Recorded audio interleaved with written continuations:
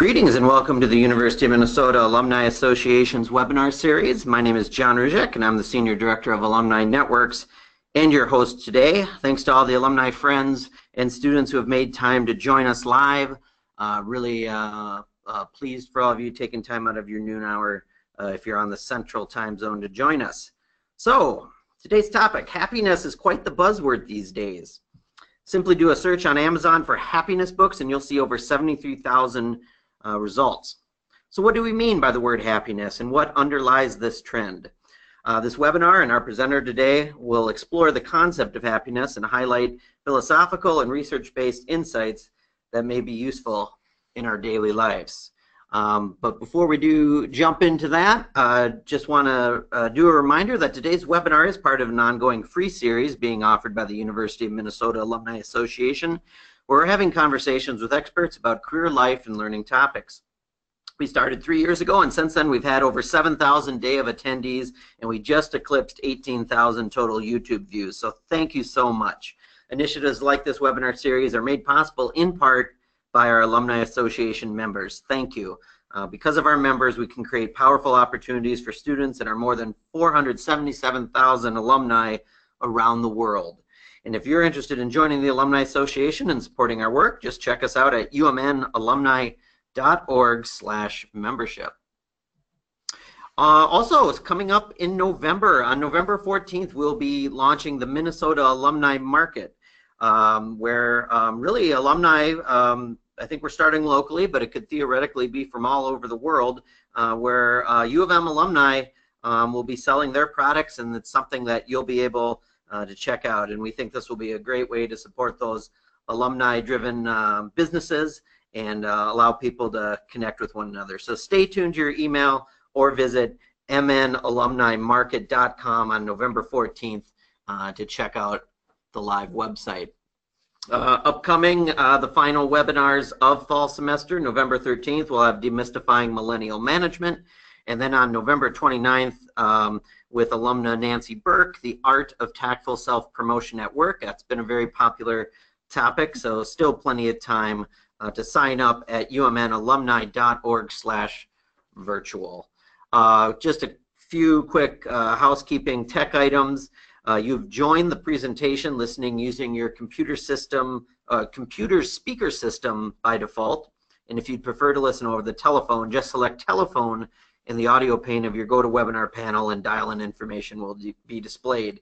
And if you're experiencing audio difficulties while listening, this sometimes can be caused by having multiple packages open on your computer or listening via wireless, so close down anything you don't need or possibly move to a hardwired internet connection. Questions. We do welcome them. The presenter will be taking questions at the conclusion of her presentation today.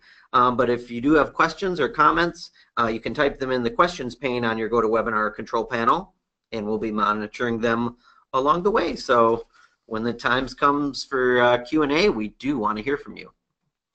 And it's now my pleasure to introduce today's presenter, LeeAnn Melin, Assistant Dean in the Office of Undergraduate Student Education at the University of Minnesota. She has served in a variety of leadership roles within higher education for the past 27 years and currently oversees central student support units on the Twin Cities campus, which relate to undergraduate advising, major and career exploration, and academic success. Her teaching and research interests include the holistic development of college students, specifically relating to meaning, purpose, and connectedness.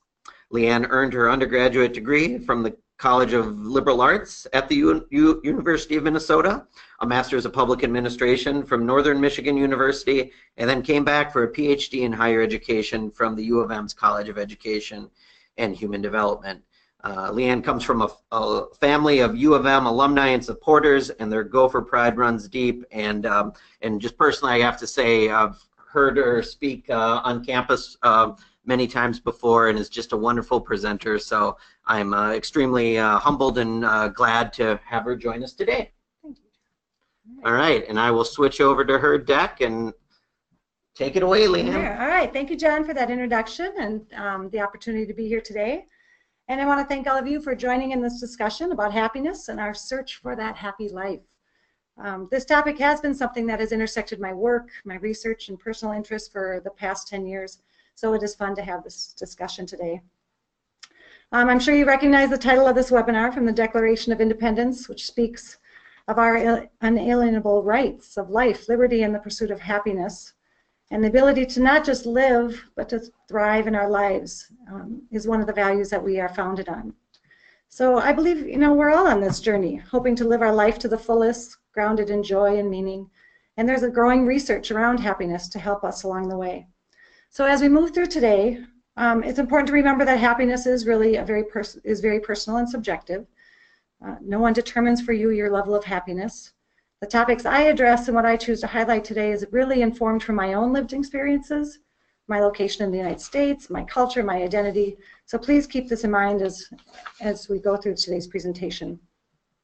And not only is this a personal topic, but some would argue that it's also a very privileged topic.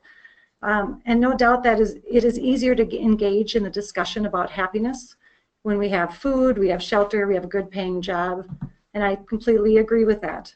But regardless of our life circumstances, we can be happy, and as a society we should be striving for all individuals the right to pursue their happiness. So today I'm going to just share with you some of the nuggets I've learned from my work and research. And hopefully you too can share some of your time at the end when we do questions. I would love to hear from people about your own insights and ways that you apply these thoughts of happiness to your own life. So as John pointed out in my intro, I have been working with students here at the U of M for a long time. And I see the search for happiness in our students, as they begin to think about their future lives, as they're constructing that idea. Students talk about finding a major, choosing a career, something that's going to help them be successful and lead a fulfilling life. They don't often know exactly what that means, but they know that's what they want. And increasingly, I see from these students, from their experience, more and more pressure for them. And that pressure comes from their own sense, putting that on themselves, their family, society, kind of that pressure to figure out what that right major is. And I use right in quotations, as we all may have an idea about that. Sort of like Linus here in this cartoon, that all students want to be outrageously happy. So that's not too much to ask. So these student experiences really brought me to looking deeper into how students construct meaning and purpose in their lives. So a colleague of mine and I created a course here on campus through the Center for Spirituality and Healing, and it's called Living on Purpose. And we chose this topic in this class so that we could help students kind of engage in those bigger questions as they go through their undergraduate career. And this course and topic then became the focus for my own research in my Ph.D. dissertation. And what I quickly learned is that when we talk about happiness, we're also talking about a life with purpose and a life with meaning. And so these concepts oftentimes overlap, they blur together, and sometimes they can be really distinct from each other. But ultimately, when we're talking about happiness, we're talking about being happy, we're talking about contributing our strengths in a meaningful way, making a difference in the world, and being loved. So we all kind of want those same components. So while we may be talking about happiness today, you'll probably see and know how throughout this presentation, how it intersects and overlaps with concepts of meaning and purpose. And for today, that's okay. So let's go ahead and dive in a little bit deeper. All right, so everywhere you look, there seems to be talk about happiness these days. When I gave John the webinar description at that time, I went on and did that Amazon book search, and I typed in happiness, and I got back over 74,000 results. Some were probably in different languages, but it was still a lot of results. And I did it again this morning, and I got actually 82,000 results. So there, it's kind of exponentially growing. Not sure what the algorithm is behind that, but that's a lot of focus on happiness. And so I kind of felt like this presentation was going to be the Cliff Notes or maybe the Happiness for Dummies kind of presentation. And then I decided to do that. So I did the Google and I looked to say, okay, is there Happiness for Dummies? And there it is. So we even have the book, Happiness for Dummies. So although this is a hot topic right now, it really is not a new topic. We've been asking these questions for centuries through our philosophers, through our religions. You can think of Aristotle, Confucius, Buddha, they all share wisdom and insight about how to live a happy and meaningful life. So I think the question then is, if it's been around for so long, why now? Why has this become kind of our focus of all of our books and attention? And I want to propose to you a couple reasons why I think that this is the case. First, I think we have some advances in science that we just haven't had before. So in neuroscience, the research is really looking at ways that we can study the brain in ways that we've never been able to do before. We can look at now how the brain works, the effect of our natural chemicals such as dopamine or serotonin, and how these really affect our mood and our happiness. We've now found the happiest man on earth, the Buddhist monk Matthieu Ricard, based on his MRI scans of his brain, although he doesn't really like that title. But the science part, I want to acknowledge that it's not necessarily the focus today, what I'm going to talk about. It's not my area of expertise, but it is an area that has informed the research that I'm going to highlight. There's also the idea about our society and our culture. There's a cultural piece in the US that I believe is driving this conversation for happiness. Our lives are becoming increasingly busy. We're more and more stressed. We're seeing increased anxiety and depression, and it seems like it's starting at younger and younger ages. A study by one of our own University of Minnesota faculty, Kathleen Bose, suggests that our American obsession with happiness may be ultimately related to our feelings of emptiness or a life that lacks meaning, which explains maybe in some ways the new phenomenon that I discovered, a quarter-life crisis, that the mid-20s are now a new era to start searching for meaning. And so these are our recent college graduates who get into the realities of adulting and struggle to find that happiness. So it's good to know there's no need to wait until our midlife for that time to have a crisis. We can have them at all of the quarters of our life. And we also know that people are living longer. I know Richard Leiter does some of this work and has been on a webinar before. How we can create full and active lives after, quote, our life after retirement. It's becoming more of a concept about that encore career, looking for meaningful work, because it seems like at that time we have more freedom to do what we want, and so we want to still be contributing and having that happiness at that later years of our life. And finally, I think this focus on measuring our happiness. We have this drive to measure happiness. We're slowly moving beyond that economic models that traditionally have defined how we measure well-being, and looking more about what it takes to be a thriving society. So what does it mean to be happy, and how can we measure it? I want to focus a little bit deeper on that one.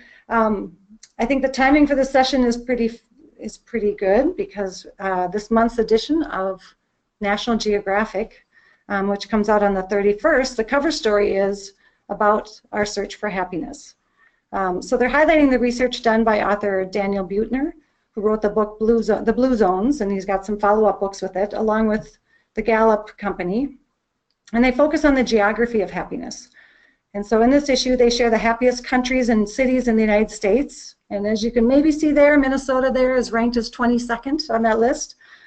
But if you want to consider ourselves a happier state, you can just look at Wallet Hub, and last month they came out and said that Minnesota was #1. So I'm going to take the #1 ranking. Sure. That one sounds a little bit better. There are global initiatives that are really looking beyond the gross national product or gross domestic product concept. And so Bhutan was leading the world in developing the gross national happiness as a measure. But there's other well-being indexes, happiness indexes that countries are looking at in terms of representing kind of that holistic view of how we are thriving. There's also now an annual World Happiness Report that started in 2012, which compares 155 countries.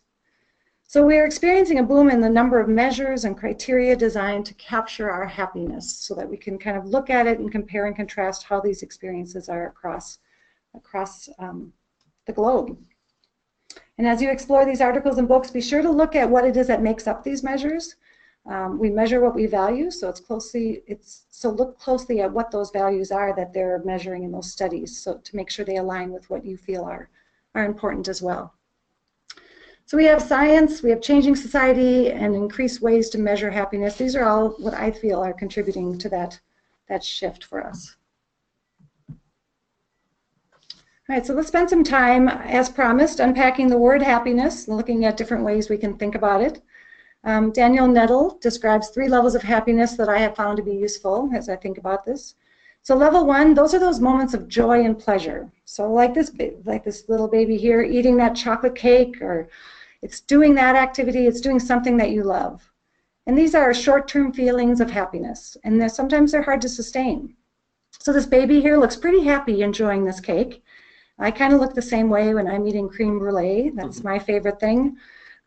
Maybe not quite as messy, but I do love that dessert, and I savor every bite when I'm eating that. However, I would say if I had creme brulee every night, and it was what I had every night for week after week, eventually the feelings of euphoria would start to wear off, and I would kind of get tired and almost not excited at all about eating creme brulee, not to having mentioned gaining a few pounds. But this is that idea about level 1 happiness. Really, what are those moments of joy and pleasure that we experience in the short term?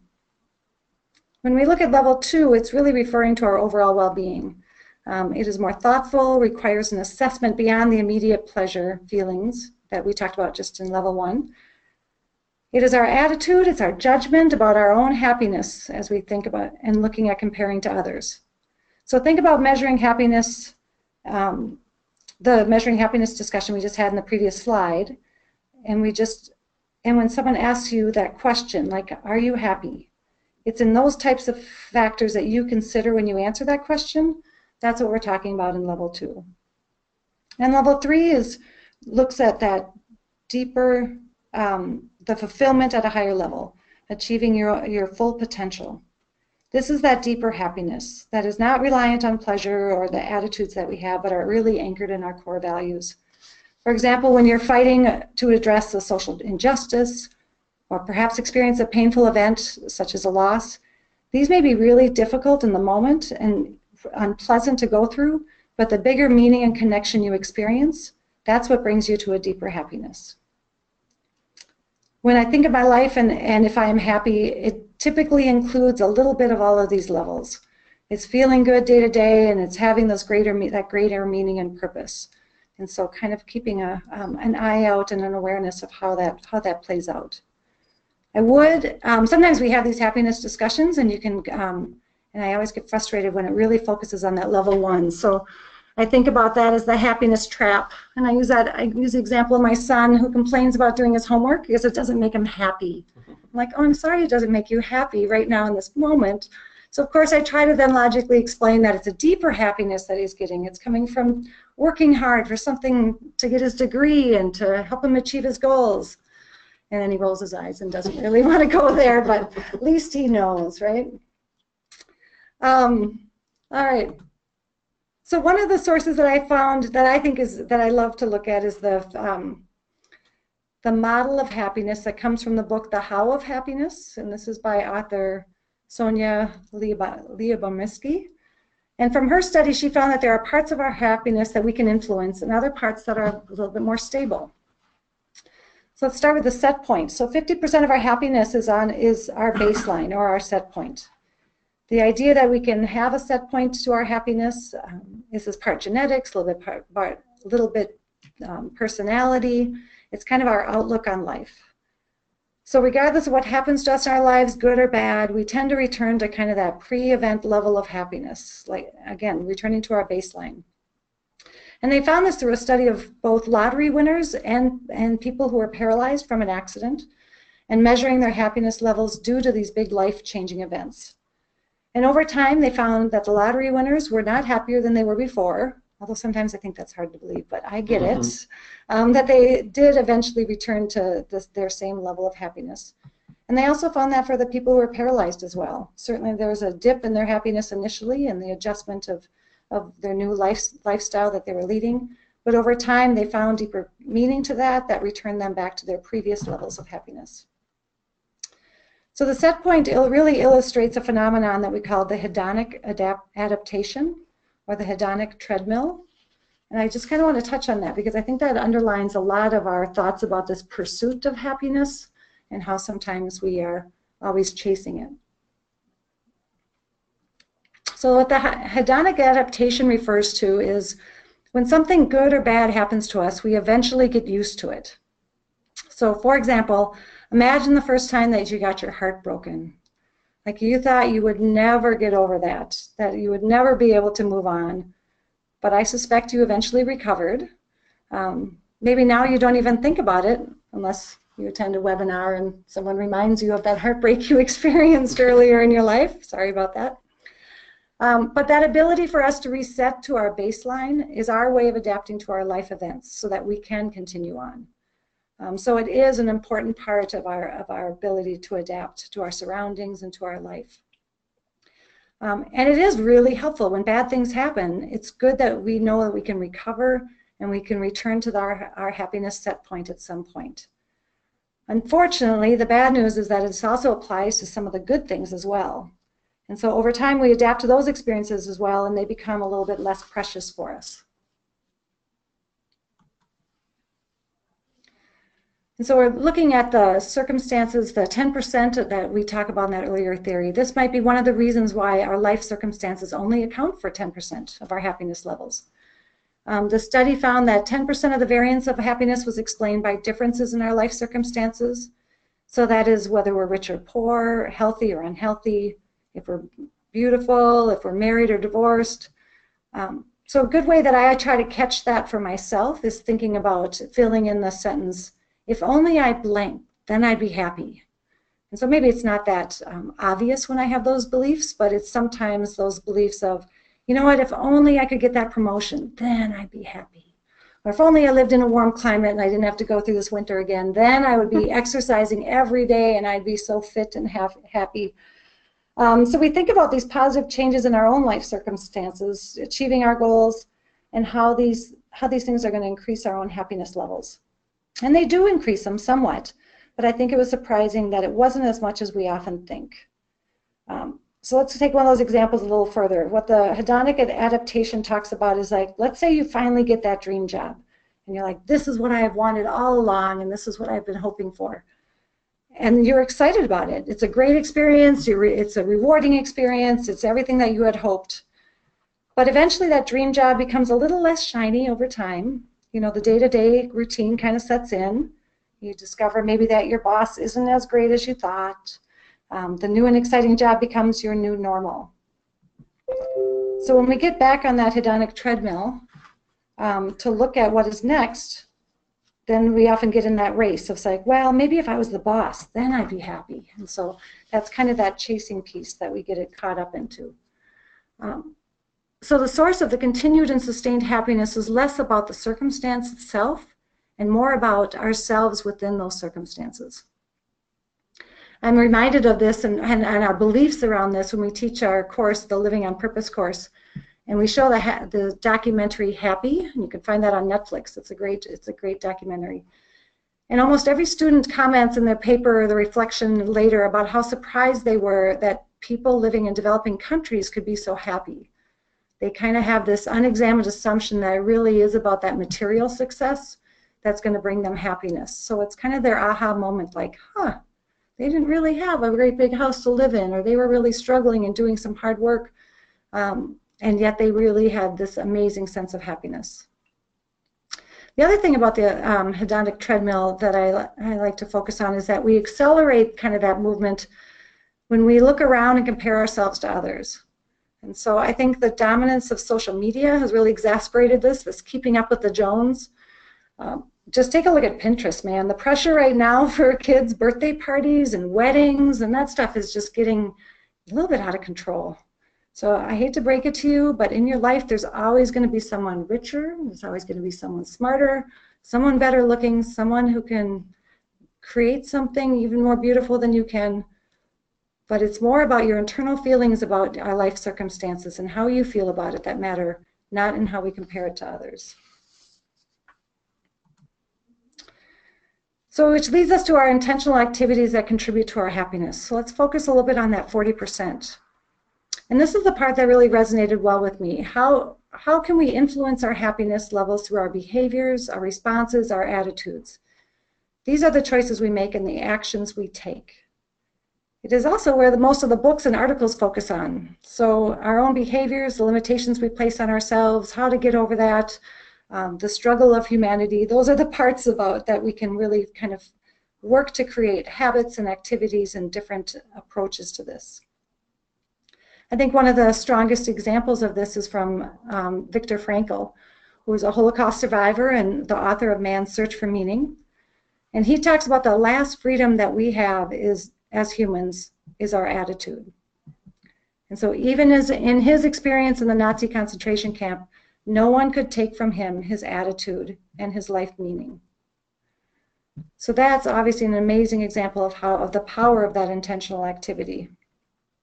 And so I want to spend kind of the second half of this. How am I doing time-wise? Yeah, the next part of this session, going a little too fast here, about some of those intentional activities that we can do that will contribute to our happiness.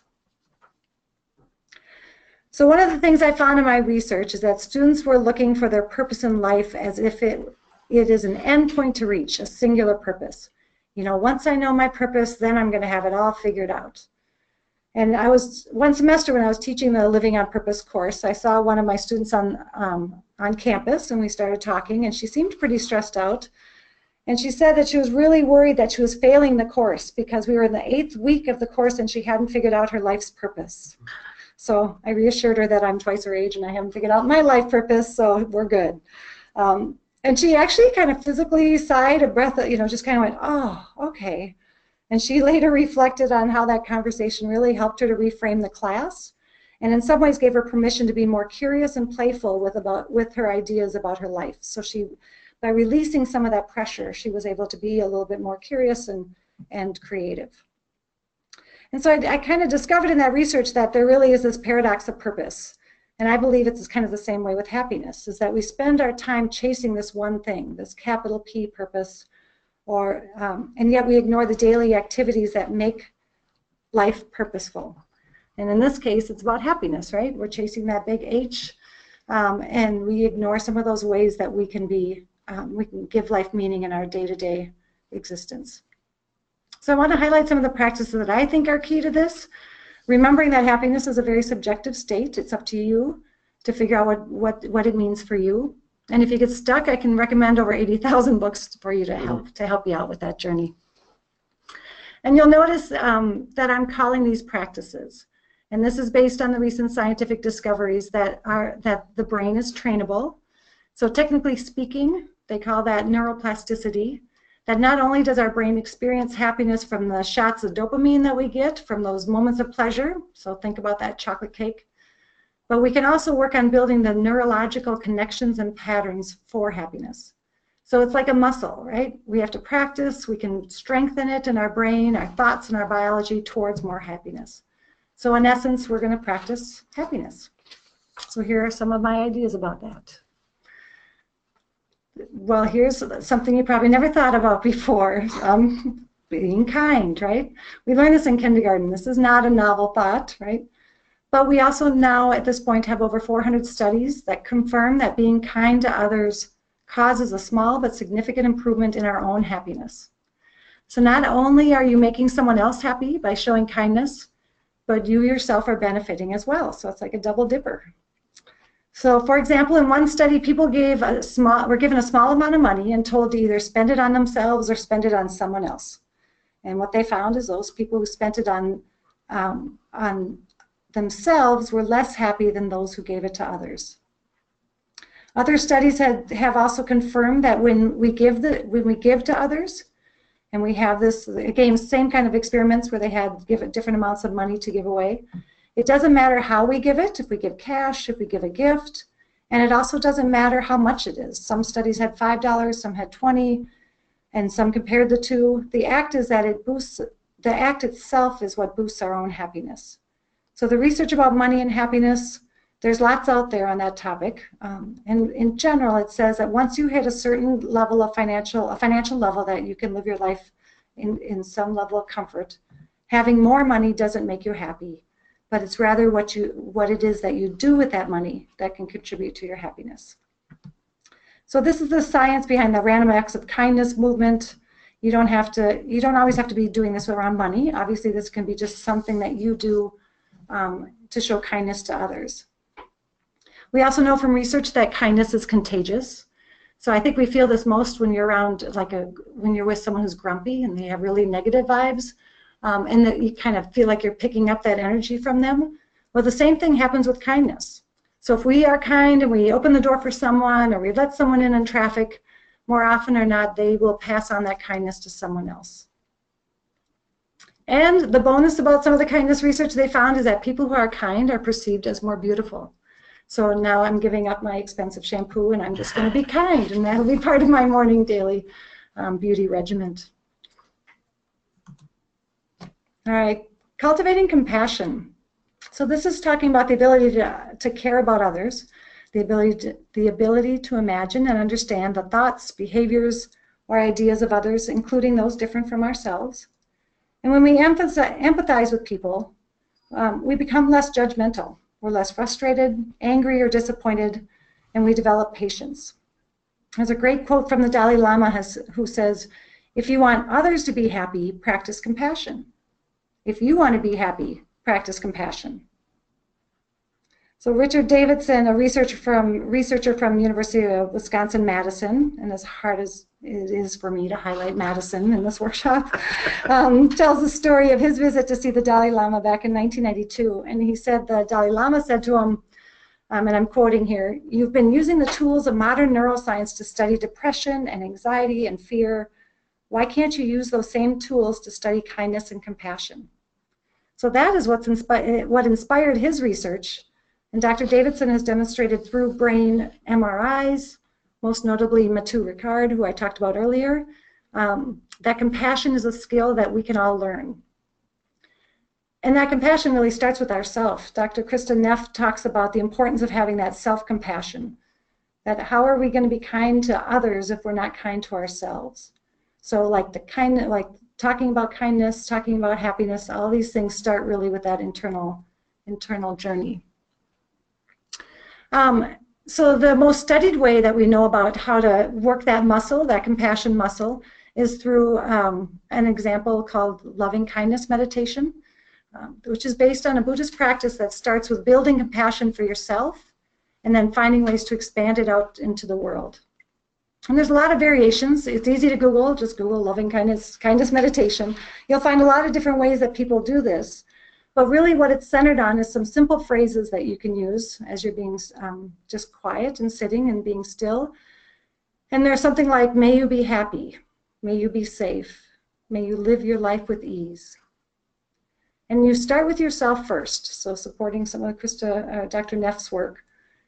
You say to yourself, may I be happy, may I be safe. And as you go through that, then you move on to someone close to you. So maybe you think of your family, you think of your sisters and brothers, maybe your kids, your partner. And you think about them and you say the same things. May you be happy. May you be safe. And you continue that, thinking of them in your mind. And then finally, you start moving on to that person who maybe kind of really bugs you, or that person you've had a conflict with. Maybe you're not their greatest fan. And you start that same exercise. You picture them and you say those same things to them. May you be happy. May you be safe. And I can tell you that's the one where I just feel my compassion muscle just start pulling. Like, oh, I'm working this muscle really hard to stretch that compassion. And so you can feel it, how it starts to shift in you. And this idea about shifting away from who deserves love and kindness, but really making it more of that universal. So lots of support in the research showing really the benefits of that kind of practice. That's one tool or one way that we can help develop that compassion. It's also, some of the research shows that compassion, practicing this act also helps to increase emotional intelligence, which is essential for successful leadership practices as well. And gratitude, practicing gratitude. So this has been shown to be the greatest contributor to happiness. For some of you who are fans of Brené Brown, she just simply states, there is no joy without gratitude. So the simple act of appreciating the people and the things around us and the practice of taking notice and reflecting upon the things that we are thankful for. And research confirms that people who practice gratitude have more positive emotions. They feel more alive, they sleep better, they express more compassion and kindness, and even have stronger immune systems. And this doesn't have to be huge things. Some of the practices that they've done in the studies is around simply writing a gratitude letter to someone that you have never properly thanked. If you've ever gone onto Soul Pancake, which is this great website, they actually have an experiment that they show and ask people to call someone who was important in their life and just tell them. First they wrote a letter and they saw some bumps in happiness from that, but then they said actually call them and do that and thank them. And that had even greater gains. Another practice that is shown to be effective is simply having a gratitude journal. And this is where you can write daily reflections, maybe in the morning before you start out or at the end of the day, things that you're thankful for and that you can appreciate in your life. Psychologist Robert Emmons just says that these are just simple things and there's just things we can incorporate in our life. So he says these are easy. His research shows that they can increase happiness by around 25% and that they have all these other additional benefits, such as what we talked about earlier. So it's kind of like, why not, right? I think about some ways that I practice gratitude in my life and some of the habits that I'm trying to form. So as I said earlier, I've been on campus here for a long time, and sometimes it's kind of that same routine. You come in, you drive in the same route, you park in the same parking lot, you go into the office, kind of pass the same buildings. And so it can feel sometimes really monotonous. But on those days when I'm doing my gratitude thing really well, then I really try to shift that over to coming from a place of gratitude. So I think about, I kind of call it my gratitude stairwell because I walk up the stairwell from the parking ramp and I just keep thinking like, how lucky am I to be working here? I mean, this is really a cool place. The history of this place, the buildings, I work with some great colleagues and really starting my day coming from that place. I just heard Alanis Morissette had a really great word for this. She calls it the sweet mundane. And so finding the joy in our daily routine. Another little trick that I use is that, oh, I'm way behind. Okay. Another little trick I use is shifting my language to, oftentimes I'll catch myself like, oh, I have to write this report. Oh, I have to do this chore. And when I can switch my language to, I get to write this report, or I get to mow my lawn before the snow comes. Because when we really look at it, it is pretty lucky that I have a lawn that I get to mow. And it is pretty lucky that I get to have my voice come across in a report that might make a difference. So find for you some of those habits that you can create in your life that really can kind of promote that sense of happiness or gratitude, which ultimately gets to happiness. All right, being present. So I want to tell you the story behind this picture here. I decided to include this picture because I think it's a great way to think about being present. This is my friend Ruth, and she lives in LA. And she was walking from the train after work and looking at her phone, so she's not the one we're focusing on in terms of being present here. But across the street, a woman had stopped to take a photo of that mural. And she was present to the beauty around her and her surroundings. And just when she went to take that picture, Ruth walked into that space, right as if she was made for that mural. And the woman realized after she took the picture, she looked at it and realized how perfect the alignment was, and so she waited for Ruth to cross the street and she showed her this picture. And so it's kind of a nice reminder that when we are present, that life can is full of surprises and surprising moments. But I suspect you've all heard the references to the value of being present or mindful. It's another one of those buzzwords that I think is related to happiness and we're hearing a lot about. And I think a lot of that is because it resonates really with to offset the growing stress and the busyness of our daily lives. But Dr. Ellen Langer, a psychology professor from Harvard, she focuses her work on mindfulness. And she was on campus a few years ago doing a lecture, and she did this simple exercise that she uses during her presentation. And I thought it might be kind of fun to see if we can try this in this setting. So I'm going to ask you to add the numbers on the slide, on the next slide out loud. So I'm going to, and I know we're not really in a large group setting. If you're with other people, then you can do it out loud, but I want you to don't write it down. Just say these numbers out loud, add these together. So we're going to start with our first one. So hopefully you all said out loud 1,000. I didn't hear some of you, but we'll try to keep going. Then next, again, 1,040, right?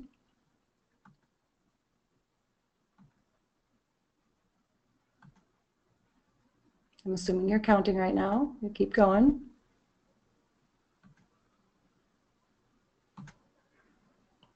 All right, so that final number, I think I heard some of you with different numbers. I wonder how many of you said 5,000 as your final number.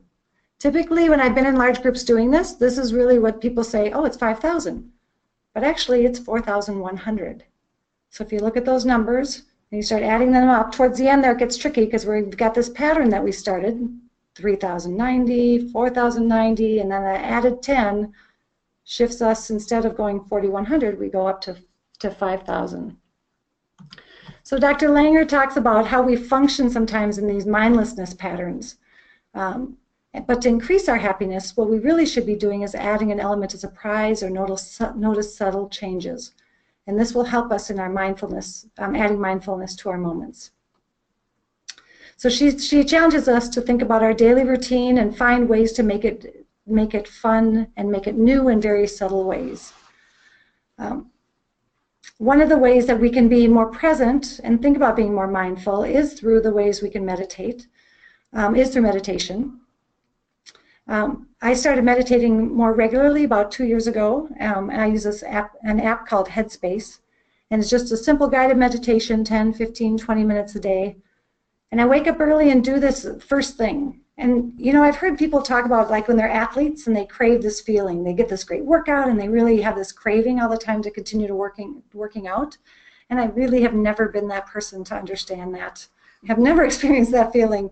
But I have found that I'm starting to crave the meditation, so much so that I will lay in bed at 5:30 and say, oh, if I don't get up now, I'm not going to be able to meditate. So it really has become my addiction and my exercise rush. And I found these benefits of being present, that it's helped me to be more present with others. It also has helped me in the practice of meditation to really be, when I'm in that moment, I'm not thinking about the past, I'm not rehashing something I screwed up or something I did wrong or a conflict I had with someone and all the emotions that comes with that. And I'm also letting go of the future. I'm not worrying so much about what's coming next or a big project I have or how's my kid going to be. I'm thinking about right now, and today I'm safe, I'm healthy, and I'm at peace. And in that place, I can be more present with others. I can be a better listener. I think I'm a better supervisor, and I think I'm better to those around me. So it's got that nice kind of connection to others as well. And finally, I didn't want to leave this discussion without having talking about the sense of connection in our lives. And I do believe it is our human nature to connect to something outside of ourselves. We are social beings. It's important for me to include this today because sometimes we can get so caught up in our own pursuit of happiness that it becomes a selfish endeavor. So if we can keep that journey anchored in the importance of being connected, that practice of happiness, connected to other people, how we interact with others, and our connection to a greater purpose, the reason for our place in the world, that helps keep it grounded in less about just ourselves, but in our place, our broader place. We know that interacting with others on a daily basis is important to our happiness. A recent Gallup poll showed that the more hours of socializing with friends, they found the sweet spot to be like 6 or 7 hours a day, the higher our levels of self-reported happiness and lower levels of stress. At the same time, and hopefully complementary to this interaction with others on a daily basis, is that meaning and purpose that transcends beyond ourselves. So asking ourselves, how do we contribute to something greater than ourselves? How do we place our contributions in the context of the greater good? So no matter what kind of work we do or how we lead our lives, we can find that meaning and that connection to something greater. And study after study shows that people who have created meaning in their lives are happier and more satisfied with their lives. So this is the inner work we all need to do. It's anchored in reflection, and it's probably the mother of all webinars. So that we're not going to go any further with that. So these are the intentional practices of happiness that I chose to talk about today. All of these concepts and ideas I'm sure you've heard before, but now we have some of the science to back these up. And as I wrap up my talk today, I want to share with you a recap of this amazing commencement speech. I'm not sure if you've seen it. It's given by Dr. David Foster Wallace a few years back, and it's called This is Water. It's easy to find on YouTube. And in it, he talks to an enthusiastic group of college graduates just about to embark on their exciting life after graduation. And he kind of breaks it to them, the reality of the untold routine of life that no one really has talked to them about. So you're going to work hard. You're going to come home, you're going to eat, you're going to go to bed, you're going to repeat this pattern. In between this, you have to grocery shop, you have to do household tasks, the day in and day out of our existence. And we often go through these routines in the default state of focusing on our own needs. You know, what we have to do next. We're taking things personally sometimes when we're in a slow checkout line, when we get cut off in traffic.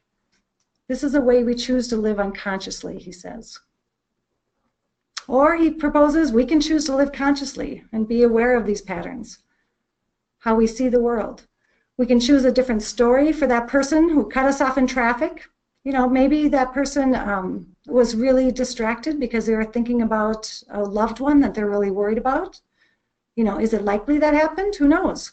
But it is possible. And so we can choose kindness, we can choose compassion, connection in that moment as our response. And we get to decide that response, right, and what that meaning is. And that, Wallace proposes, is freedom. And I would also say is what allows us to pursue our happiness. All right, so those are my comments and what I want to share with you today. And I would love to hear, again, this is a personal journey for all of us, and I suspect there's probably a lot of expertise out in the people listening today in terms of their own experiences. Yeah, and so if people have questions or comments or additional resources or books or things that you've come across, feel free to chime in. Oftentimes we get a lot of great ideas from our audience. But again, if you have questions, feel free to type it into the questions pane on GoToWebinar. And it's fitting that you ended with the This is Water presentation, because when the first time I heard you speak, you showed that. And so I highly, highly, highly recommend that to people. It's on YouTube. You can find it, but I remember that because now when I ultimately choose the wrong checkout line at Target, yeah. And you know I'm behind either the slow person checking out or whatever. It's like I do remember that. Yeah. Traffic I've not been as good about. Yeah. I would say. You know, as we're if you have questions, we'll give a few minutes here for people to type in. But just thinking about. I think the concept, especially nowadays, of being present, I've seen it both at work and I've been guilty of it as far as being present in meetings now with, different stimuli, whether your laptop's up, social media, things like that, or just even at home. Kind of from your, research or experience, what are just kind of other ways that someone can be more, purposeful about practicing just being present. Whether, and my first thought is just like, people, sometimes people have house rules where they put away the phone or, turn off the Wi-Fi. Yeah, absolutely. And I think, we really do have to work at it. We have to be able to set some of those boundaries for ourselves or for others around us. I think there's been some research that even the ding of a text message, it kind of triggers our dopamine, so we get a rush of happiness just from like, bing, oh, I got a text. So that becomes kind of our addiction. And so we have to work pretty hard at saying, okay, what are the expectations that the space we can create where we don't have to have those interruptions, we can be more present with each other. So I know in our staff meetings, that's the first thing. It's like, everyone, phones away, computers away. And if you have a family emergency, something you have to stay connected to, that's fine, but let's just name it and put it out there. But I don't know if it honors each other when we're sitting next to each other. If someone's on their phone, I don't feel great about that. Yeah. It's like, who else is more important than me? I'm standing right in front of you right now, and we're here together. So I think it does take some discipline right now because we have so many things that can pull us in different directions. Multitasking, there's a lot of research on multitasking, and we think we're really effective at it, but it hasn't really proven that we are really effective at it. And so those things do diminish our living in the present moment. But, sure. But that's that muscle we got to work on. Sure. Right? Keep practicing that. We had another attendee just type in and asked about the role of religion, whatever someone's religious background might be, as far as in relation to happiness. What's been your exposure to that in the literature around happiness? Yeah, absolutely. So I think that where the focus around happiness with this is that for people, it is their connection to something greater than themselves. And so they experience in the structures of some of the religious settings, oftentimes it's in community with others. And so we know being around people, those moments of singing together, to celebrating together, that those are moments that bring us happiness. We have some ways that our religious texts bring us outside of ourselves and think about why we should be kind to others, how we should interact and take care of each other's, and those all reinforce the behaviors and the feelings of happiness. And I think most of them would talk about it not coming from that selfish place of figuring out your own happiness, but how we do that in community with each other. And those are the universals of all religions. That's that foundation. We also see that where religion can become a source of strength for people. So as we're going through those tough times, oftentimes people will look to their religion and find that source of I can do this, I can get through these difficult times, and so it can help us maybe move through those experiences with more deeper meaning in ways that maybe others are not. Yeah, and again, we'll have a few more minutes for questions, so if you have questions or comments, feel free to type in. But yeah, even from my own experience, as just kind of from listening to your slide, while I'm admittedly like probably bad about whether it's like a mindful meditation or religious prayer from my Lutheran background, but just thinking about almost like the concept of prayer where you're giving gratitude, like one of the slides was about gratitude, and you're expressing gratitude for the things in your life, but then even kind of that I don't know, almost to the extent of like spreading kindness, as far as oftentimes depending on the prayer and in different religions, you're asking for the safety and well-being of loved ones, or being thankful for that love that you receive from family and friends. So kind of, just even in those actions, it definitely, I think, reinforces a lot of the points that you brought up about how we can think about being happy. Yeah, and I think it also helps us with our grounding of our why are we here, and what is the value that I bring. So some people may say that's I've heard people say God has a purpose for me. For others, it could be that as a humanist, that my purpose in my life is to interacting and doing the best that I can while I'm here. So regardless of where that source comes from, I think it helps us move out of ourselves, transcend ourselves a little bit, to be able to help articulate where our place is in the world. Absolutely. Melissa asks, do you have a favorite podcast or TED Talk person around these topics? I would say that This Is Water is a great thing to watch. I am a huge fan of Brene Brown. I think she has some amazing TED Talks, and actually all of the last slide, and if you're and we can certainly send it out as a follow-up, but there are some resources on there. All of these authors, or many of them, have a TED Talk as well when they talk about happiness. So Kristen Neff has some discussion around that self-compassion. They actually have some tracks in TED Talk around happiness that you can follow. So I kind of am that happiness junkie, and I just love to hear different perspectives about it. And I also like looking at it in different themes and ways. So hearing the stories of others and other life experiences that are new to me, different from different backgrounds, finding that thread of commonality and that thread of happiness and what they're searching for in their lives, really, I think, makes the exploration of happiness much more like a tapestry, and it's much more complicated and multidimensional. And so I think those are always great ways to approach it.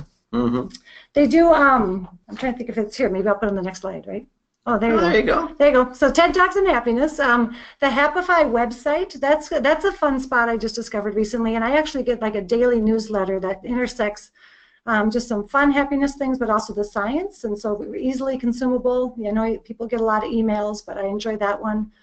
There's a lot of great work coming out of UCLA Berkeley, the Greater Good Science Center, and they have a web page. They have the MOOC courses, so the online courses you can take for free, and they have one on the science of happiness. So if you are really excited about or interested in that whole idea about how the science intersections, that would be a great experience to go through. And Soul Pancake just has fun, kind of quirky things. But when I looked at some of the books that I've been kind of drawn to, these were the Happiness Hypothesis was some of these are heavier than others. So it kind of depends on if you want to do more academic kind of feeling or if you're interested more just in thinking about how to live your life. But again, just Google happiness, man. A lot of stuff comes up, and so you'll find lots. Well, I think my nightside table is going to collapse under the weight of these books that I'm going to check out now. But that's awesome. Yeah. Good. All right. Well, I think we've come to the conclusion here, but. LeeAnn, I want to definitely thank you for sharing your time and expertise here today, and definitely it's given me a lot to chew on, and hopefully for our audience members here as well. But it's thanks for sharing this element of the research that you've done and been impacting students with here at the U of M. So we really appreciate it. Thank you. Thanks, John. Thanks, everyone. All right. And everyone, again, we will have a couple other webinars coming up in November, and then we'll launch again with a whole slate of new webinars in spring.